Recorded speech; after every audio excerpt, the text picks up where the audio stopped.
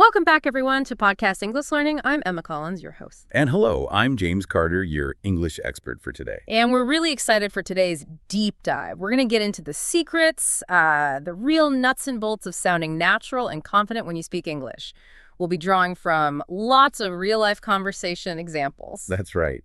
Our mission today is to take all these insights we've gathered and really pull out the most important bits to help you, our listener, sound more like a native speaker. Or at least feel more comfortable and natural when speaking. Exactly. It's not just about having perfect grammar, or this huge vocabulary. It's really a whole world of little things, subtle things that make a massive difference. We're aiming for that natural comfort, not just, trying to copy someone else's accent. That's a great point. So let's jump right in. Part 1. Mastering those everyday conversations. Greetings, small talk, getting that natural flow.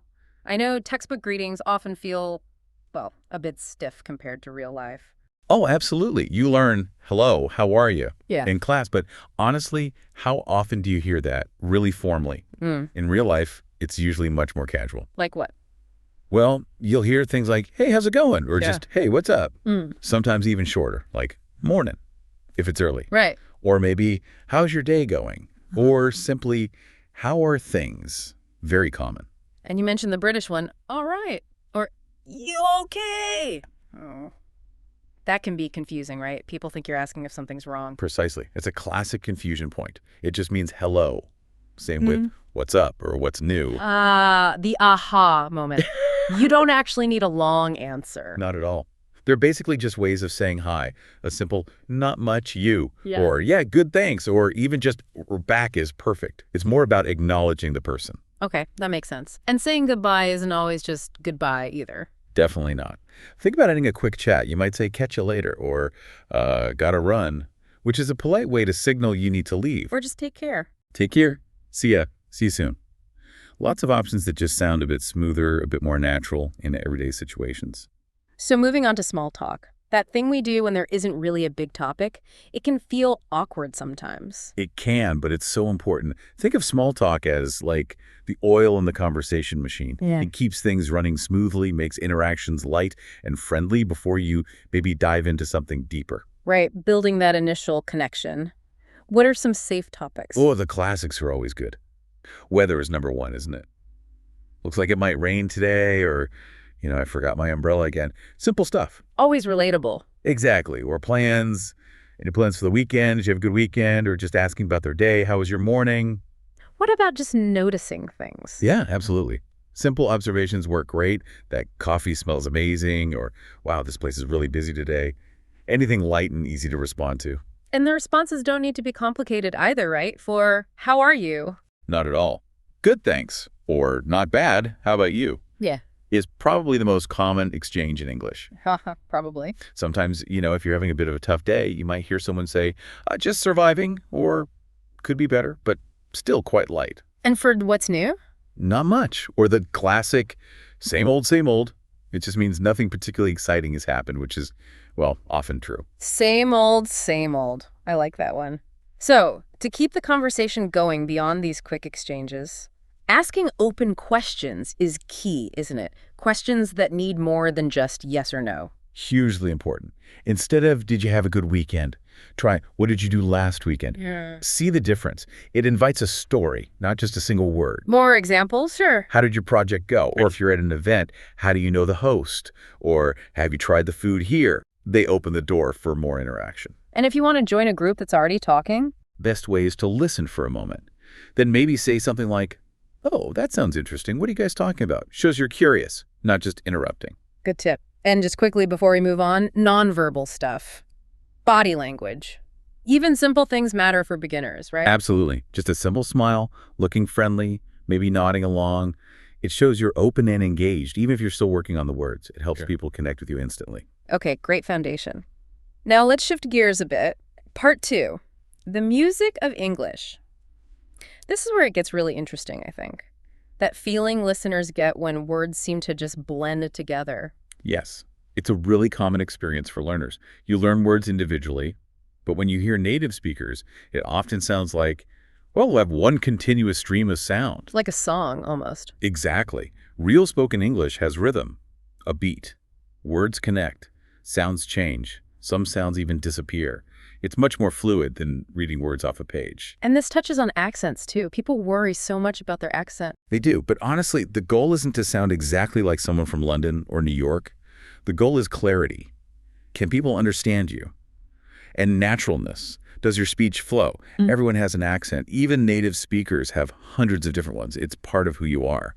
Focus on being clear and comfortable. That's reassuring. So let's talk about that rhythm, the beat of English. Right. In English, we tend to stress the important words in a sentence. The nouns, verbs, adjectives, adverbs, the content words, and the smaller function words like a, the, to, they get squeezed, said faster, softer. Can you get an example? Sure. Take a simple sentence. I want to go to the store. You hear the stress on want, go, store. The little words to and there are almost unstressed, like background music. They just link the important beats. I want to go to the store. Yeah, I hear it. And that blending, that's connected speech. Precisely. Connected speech is how words link together phonetically, making speech sound smooth and, yes, often faster. It's a huge part of sounding natural. Okay, break it down for us. What are some common examples? Well, the most famous ones are probably going to becoming gonna. Right. I'm going to go. And want to becoming wanna. I want to learn. You hear these constantly. What else happens? Do sounds really disappear? They do. It's called elision. Often, T or aid sounds at the end of words might disappear, especially before another consonant, like best of all, might sound like best of all. Best of all, wow. Or the aid sound at the beginning of words like him, her, often disappears when they're unstressed in a sentence. So tell him becomes tell him. Tell him. Okay. Then there's linking.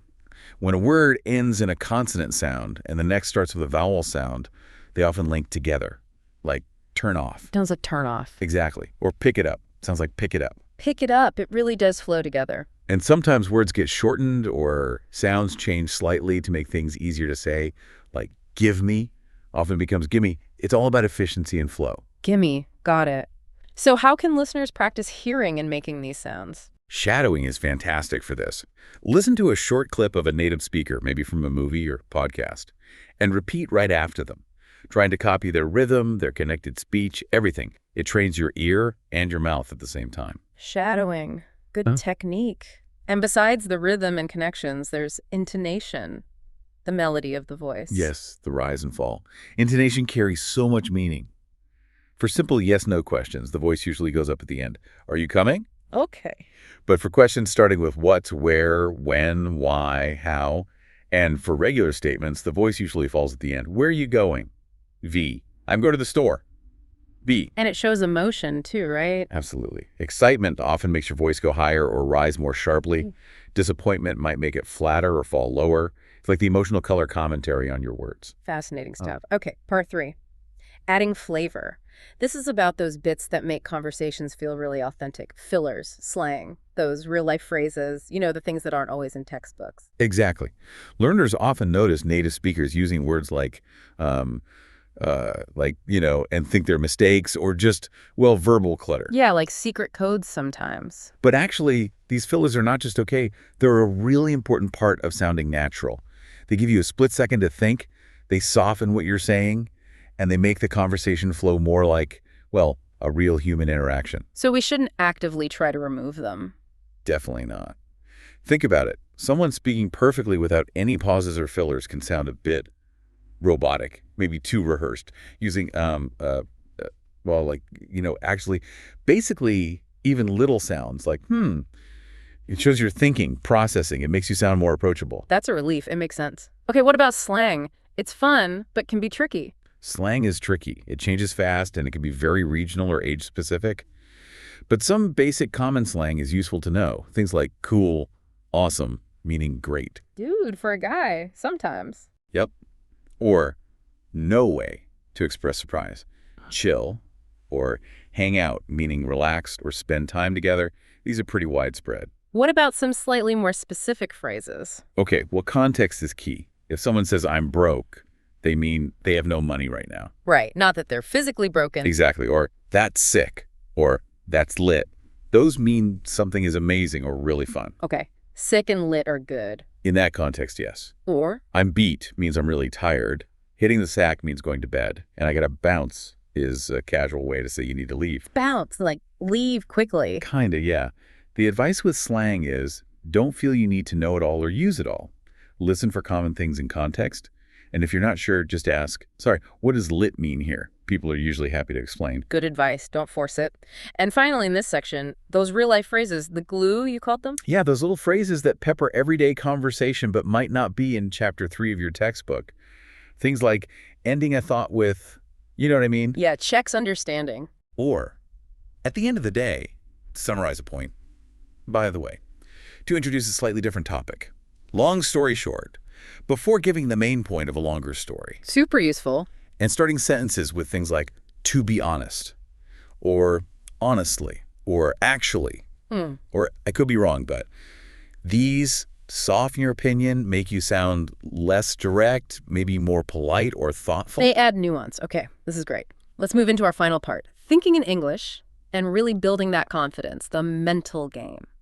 This is crucial. Many learners, especially at the beginning, translate everything in their heads from their native language. It's natural, but it really slows you down and makes fluency difficult. So the goal is to start thinking directly in English. Yes, and it's a skill you can absolutely practice and develop. It takes time, Yeah. but it's probably the biggest leap towards sounding natural. How do we practice that? How do we train our brains? Immersion is key, even small amounts. Surround yourself with English. Listen to music, watch shows, maybe with subtitles at first, then without. Read articles, books, anything. Just absorb it. Absorb it. And then actively produce it, even just for yourself. Talk to yourself in English. Describe what you're doing as you make coffee. Name the objects in your room. Try to express your feelings or thoughts in simple English sentences, just in your head or quietly. I used to do that. It feels silly at first, but it works. It really does. And keep a little notebook. When you learn a new word or phrase you like, write it down. Then, try to use it in your self-talk or the next time you speak English.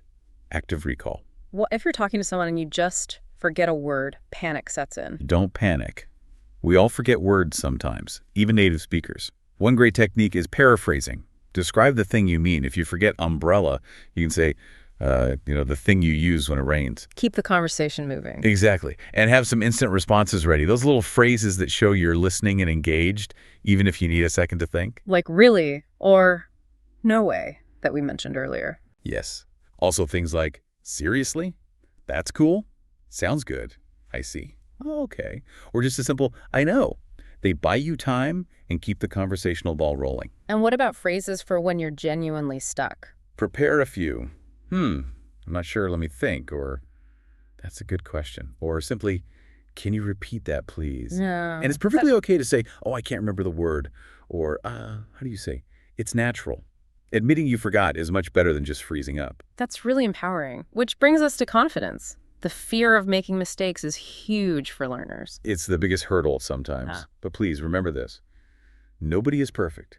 Even native speakers make little grammar slips or forget words. Confidence is key. The more confident you feel, the more you'll speak and the faster you'll improve. It's a positive cycle. So how do we build that confidence? Practice, practice, practice. Find opportunities to speak. Talk to a language partner. Talk to yourself in the mirror. Record yourself speaking and listen back not to criticize, but to notice progress. And celebrate the small wins. Every time you have a conversation, even a short one, pat yourself on the back. Set small goals. Yes. Like, today I will use 3 new phrases I learned. Achievable goals build momentum. And honestly, if you feel nervous before speaking, just take a deep breath, maybe even smile. It physically relaxes you and signals friendliness. Good practical tips. Now let's circle back quickly to body language and cultural things, maybe a bit deeper this time, beyond just smiling. Right. Making connections is about more than words. Eye contact is important in many English-speaking cultures to show you're engaged and trustworthy. But it varies. In some cultures, too much direct eye contact is intense or rude. So observe the person you're talking to. Adapt. Gentle, intermittent eye contact is usually safe. Read the room. Exactly. Nodding shows you're listening. Using your hands naturally while you talk can add expressiveness. Also, be aware of personal space. It tends to be a bit larger in some English-speaking cultures than others. Again, observe and adapt. What about humor? Humor is big. Gentle teasing between friends is often a sign of affection and closeness. Don't be afraid to laugh at yourself if you make a funny mistake. It breaks the ice and shows you don't take yourself too seriously. That's a good one. And compliments. Giving small compliments is common. Nice job on the presentation. Or, I like your shirt. Receiving them gracefully is also a skill. A simple, thank you, or, oh, thanks, I appreciate it, works perfectly. And basic politeness always helps. Always. Please, thank you. Using softer language for requests like, would you mind if I, or could I possibly borrow? It just makes interactions smoother and more pleasant for everyone. It really boils down to connection, doesn't it? Not perfection. That's the heart of it. Most people are patient and appreciate you making the effort to communicate in their language. They want to connect with you. Language is a tool for that connection. What an amazing deep dive. We've covered so much ground today, from making those first greetings and small talk feel natural, understanding the actual music of English, like rhythm and connected speech. Just spicing things up with fillers and slang, Yeah. using those everyday phrases, and then really working on the mindset, thinking in English, responding quickly, and building that core confidence. And not forgetting those cultural touches that deepen connection. It all works together to help you not just speak English, but to sound natural and feel comfortable doing it. And if there's just one thing you take away today, let it be this. You don't have to be perfect. Seriously. Focus on connection, keep practicing, learn from mistakes because you will make them, we all do, and just enjoy the process of expressing yourself. That's perfectly put. And here's a final thought for you to ponder. Think about your favorite English song, or maybe a scene from a movie you love. Listen again, but this time, really try to feel the rhythm, hear how the words connect, notice the pauses, the intonation. How does focusing on that music change how you hear it? And what tiny piece of that music can you try to bring into your own speaking this week? Love that. It shifts the focus from just words to the whole experience. Well, thank you so much for joining us for this deep dive on the Podcast English Learning YouTube channel. We hope you found it helpful. Keep listening, keep practicing, and speak with confidence. We'll catch you next time.